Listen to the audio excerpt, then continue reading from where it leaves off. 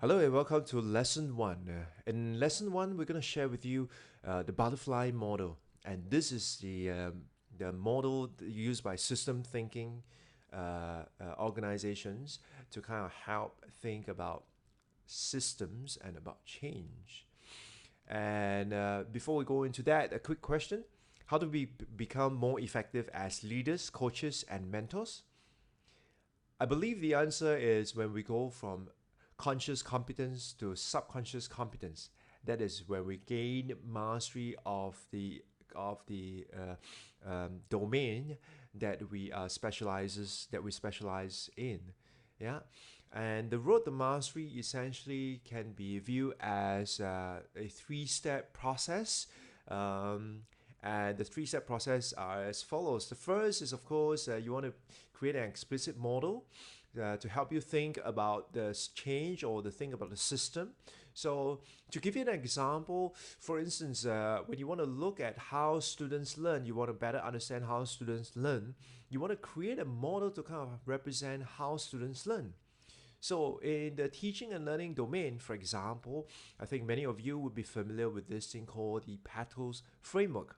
Yeah, so the first thing what we want to do is to come up first with a framework. So, that's that explicit model that we're talking about. Next, of course, you want to create approaches and tools that help you work within that model itself.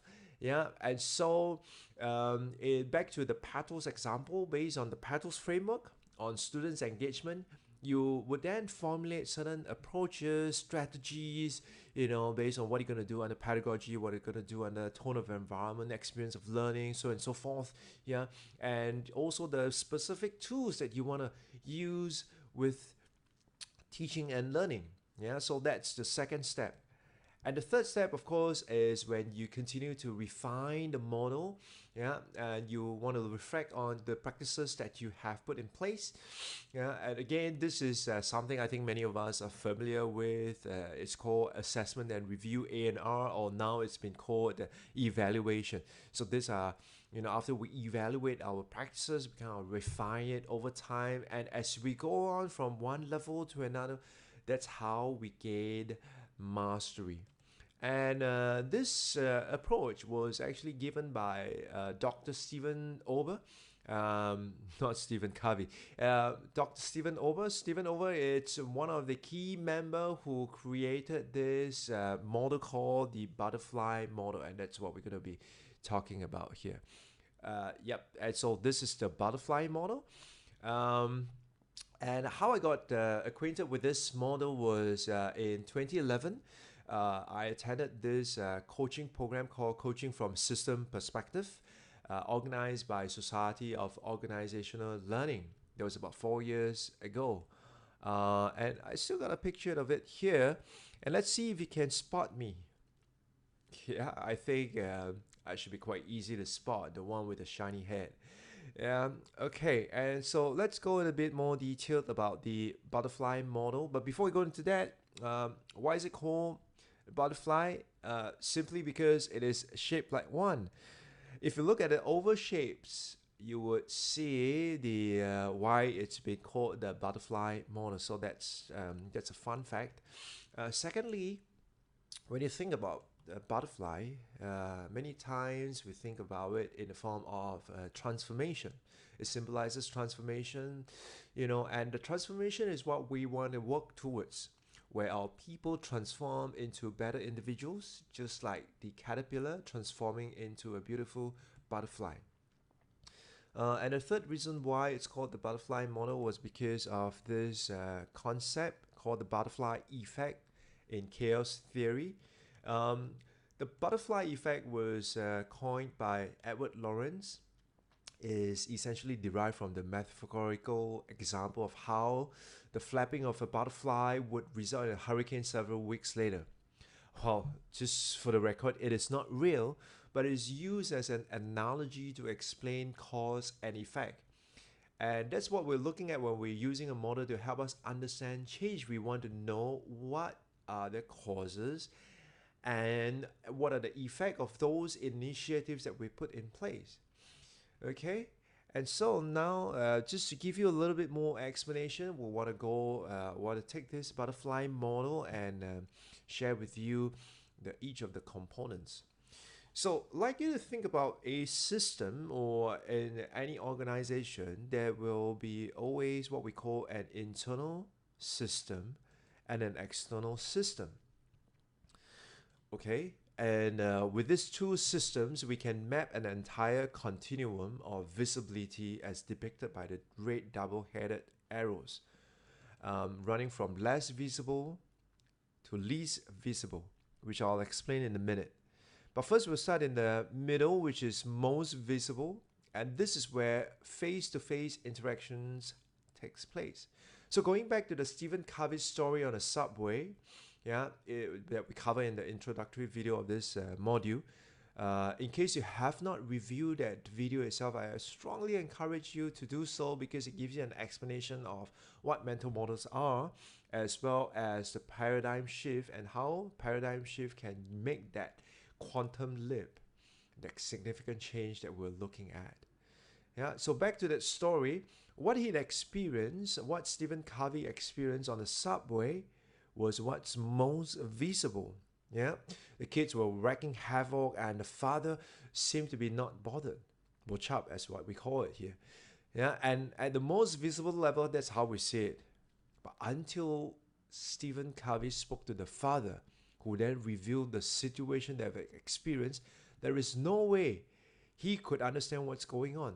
In other words, without going to the deep individual territory, it is simply not possible for us to know what's going on inside. So, when the father explained the situation, you can then understand the feelings, yeah, and the stories behind it. Yeah, so how the father was feeling, how the man was feeling, and the story behind it was because his wife just died. And he was saying that he doesn't know quite how to handle it, and that's what he is saying. He's saying that he doesn't have a mental model because he've never experienced that before, and because he've never experienced that before, he doesn't have a model, doesn't have a set of belief to guide him to how to respond. Yeah, and so that's essentially the deeper individual territory. So we need to go deep into behind the scene, into the head of the people that we're leading in order to find out, understand how they're feeling, what they're thinking, and the backstory behind it. And then, of course, there's this other side, which is the external system, and this is something we call the broader social context. And to kind of explain that, maybe I'll share with you a personal example. Well, this goes something like this. When I first get in touch with the school, this is either they will call me or I am referred to them by someone else. One of the things that I'll do is I'll go check out their website. What their website would tell me will be what's their vision, mission, values, who their principal is, and who are the HOD. And of course, one of the key things that I look out for is to see anybody I know, anyone I have worked with before. Yeah, so essentially at that level, what I can see is the organization. Yeah, that organization that you would want to see from the outside. And so when I visit a school, one of the first people that I will be greeted by, other than the security guard, will be the admin staff, the EAS. And through this, typically, this is how I get to know what kind of school culture there is. Because whether they ask, do you have an appointment? Or what time is your appointment? It's very telling. Because when they say, what time is your appointment, they presuppose that you already have an appointment and they are just asking you. But when they ask, do you have an appointment? They're saying that, are you showing up? In other words, they're also saying, are you showing up uninvited? Because obviously there are many people who I understand would just show up at the general office, yeah, and demand to see the principal, for example. So from there, I get a sense of what's their culture like, or what's the sense of the school like. And until I get to work with the school, only then would I be able to go a little deeper into what the environment actually looks like.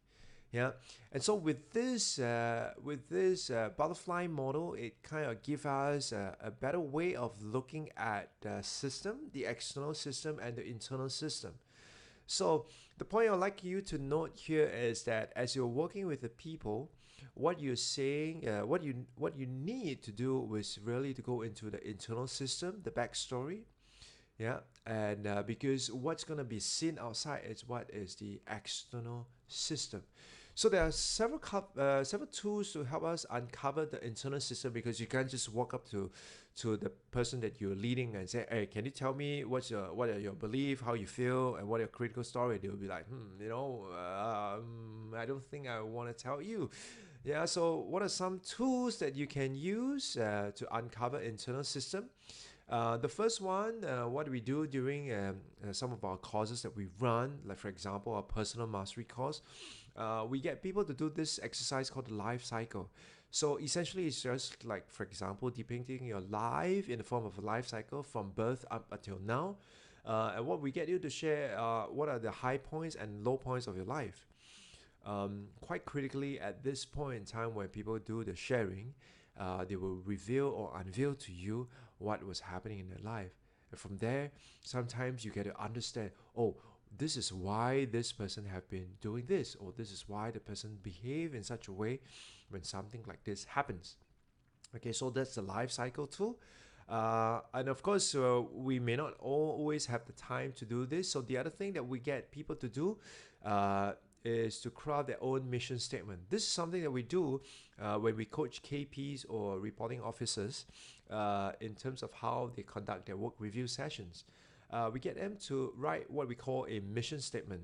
So a mission statement is this statement that you proclaim about who you are, what you do, and what you believe in. And from there, we get a better idea of what the people that we are coaching, what are their belief, what are they thinking, for example. Yeah. Sometimes the idea of the mission statement can be quite daunting for some people, and so that's the other tool that we use is called a personal mantra. A personal mantra is somewhat like a mission statement, although it's a little shorter. And essentially, the mantra makes up of two parts. The first part is a verb, what you do, and the second part is who is it for. Yeah. So a personal mantra is just a 3 or 4 word kind of a thing that will say something about who you are and what you like to do, what your passion are, for example. Okay. The fourth thing that we do is we ask a series of questions, and through those questions itself, we will then be able to understand and uncover what triggered certain things and what are some of the things that people believe in, for example. Okay, and if you like, we can give you more examples in terms of what are some questions that you can ask. That's really interesting tool to do. And the last tool that we do is that we use it's a profiling tool. I think many of you are familiar with MBTI, DISC as profiling tools. The one that we like most is called Emergenetics. The reason why we like that, particularly in the context of change, is because it gives us a profile of 3 kinds of thinking and 4 types of behavior. And so, with that kind of information and the kind of data that we have, we'll then be able to understand the people that we're leading, what they're thinking, and how they behave. So, these are the 5 tools that we use to kind of uncover the internal system in our courses. So, next, I'd like you to do this little exercise at your own pace. This exercise is to get you to write your personal mantra. And what the whole idea behind this is because the idea of a leader is someone who people like and trust, and those qualities can then be written as a personal mantra. So some guiding question to lead you into this exercise itself. First, you like to think about what you're proficient at. So what are some of your natural gifts, strengths, and talents? Yeah, and what are some areas that you have an expertise in, or you feel that you are extremely competent in, for example. Next is we would like you to talk about your passion. So what are some things that naturally excite or energize or motivate you? And lastly, who are the people that you want to make the impact on? Yeah, and how would they perceive it, most importantly? So to give you an example of my personal mantra is simply this: empowering creative influences. So the two parts, empowering is the verb, that's what I want to do, and the who is it for? Creative influencers. So the empowering part is essentially talking about what I like about what I do, and one of the things that I'm passionate about is teaching. Yeah, and so through teaching, I would like to empower people with certain skill sets, mindsets, and tool sets. And the people that I like to make an impact on are people like you, who I call creative influencers. You're creative because you use your mind to make a living. You turn an idea into value for your people, which is your students and also the teachers that you're leading. And you are also an influencer because at the end of the day, you don't just want to teach, but you also want to make an impact and influence the people that you are leading. Yeah, so we have a worksheet to kind of help you along in this personal mantra exercise. So you can download it, and that's where you can find you'll find it in the same page as you're on and as you're watching this video online. Yeah, and so do this exercise, and do bring it with you when you come into course, when you come into the course itself, so that we can get you, some of you, to share your personal mantra during the session. All right, thank you very much, and I'll see you in lesson 2.